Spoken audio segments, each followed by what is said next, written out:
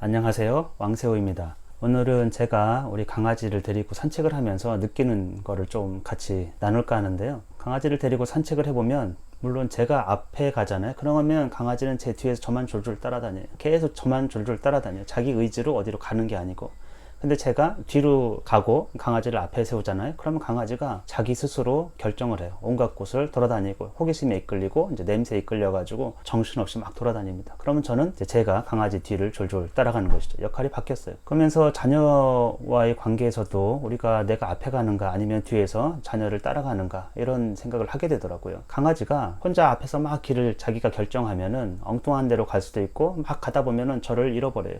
그러니까 제가 어디에 있는지 그 신경 안 쓰고 계속 혼자 가다가 길을 잃어버리고 갑자기 이제 주변을 두리번 거리면서 주인이 어딨지? 이렇게 이제 갑자기 당황스러워하는 그런 장면들도 가끔 있는데 제가 있음에도 저를 주시하지 못한 경우도 있어요.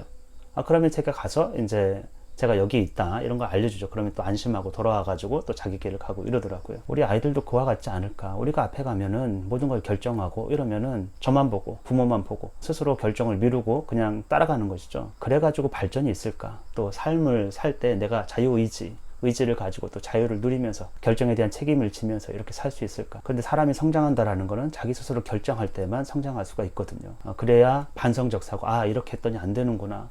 그것을 되뇌이고 그러면서 성장할 수가 있는데 그렇지 않으면 오직 부모에게 책임을 묻게 될 거예요. 엄마가 그쪽으로 가니까 나는 그쪽으로 따라갔어. 아빠가 그렇게 했으니까 나는 그렇게 할 수밖에 없었어. 이렇게 하겠죠. 저도 우리 강아지 데리고 다니면서는 산책하면서 유용함은 사색을 한다는 것이거든요. 그걸 보면서 우리 아들이 스스로 앞으로 가고 제가 이제 뒤를 따라다니면서 느닷없이 개입하고 이러지 않고 그런 경우가 있어요. 강아지가 제가 딱 보기에는 잘못된 길로 가고 있거든요. 그때 제가 섣불리 개입하지 않아요. 그냥 따라갑니다. 예상하면서 잘못된 길로 갈 거라고, 그리고 어느 순간 저를 찾을 거라고. 저를 찾을 때 제가 응답하는 것이죠. 우리 아이가 자기 길을 갈 때 분명히 제가 보기에는 위태롭고 잘못된 길로 갈 수도 있다고 생각해요. 근데 그걸 알고서 제가 어떤 방식으로 대응할지를 미리 생각하고, 그리고 저를 부를 때, 부모를 찾을 때 제가 그때 얘기하면서 감정을 절제하고 도와줄 수 있으면 되겠구나, 이런 생각을 많이 하게 되었어요. 참 어려운 얘기지만 저 스스로도 자꾸 강아지를 보면 자꾸 그 생각을 하게 돼요. 그리고 또 하나가 제가 느끼는 거는 강아지에게 제가 크게 기대하는 게 없거든요. 이래라 저래라. 사회적 존재로서 인간은 늘 아들로서, 학생으로서, 하여튼 무슨 신분으로서 자기 역할을 충실히 해야 된다. 그렇지 않으면 옳지 못한 것이고 자기 본분을 다하지 못하는 것이라는 사회적인 어떤 도덕적 어떤 판단 기준이 있거든요.